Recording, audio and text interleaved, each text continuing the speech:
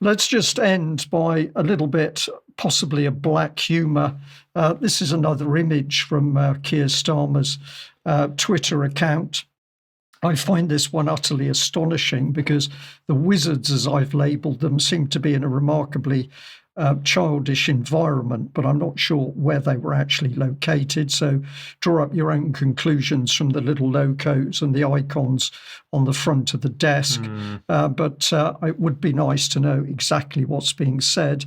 And of course, there we've got Zelensky drawn into the inner circle, although we have no idea of this man's morality or his true objectives. But he's certainly got power because his influence is something that took over the Italian Prime Minister Meloni. Here she is in a nice little beige number, strutting her stuff. This was part of a video that I came across over the last few days. It was also saying that clearly Italy doesn't want to get near troops in Ukraine.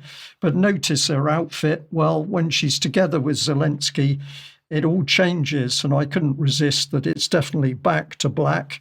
And if you look at Zelensky's face, clearly he thinks he's achieved something. So I'd like to know what took place in their meeting, whether it was in black or not. Was that a pop culture reference, Brian? It was. It was pretty good for me, I thought. Fantastic. Yeah, that's okay. And I'll just end that, of course, in the background over the last few days, the BBC absolutely crowing at the what it says are record losses for the Russians in Ukraine. So the BBC getting intense pleasure and satisfaction over coming out with estimates of Russian casualties at anywhere from 164,223 to 237,211. And of course, the spread there shows you that actually the BBC is pretty unsure of what the real figures are. But whatever the Russian deaths and wounded figures are for Ukraine, the Ukrainian casualties are far worse. But of course, the BBC does not want to tell the UK public those statistics because that would spoil their agenda as to what's actually happening in the war in Ukraine. Let's end it there. I'm going to say, Diane, thank you very much for joining us. Ben, thank you for joining me. We will be back in a few moments if you're a UK Column member for UK Column Extra.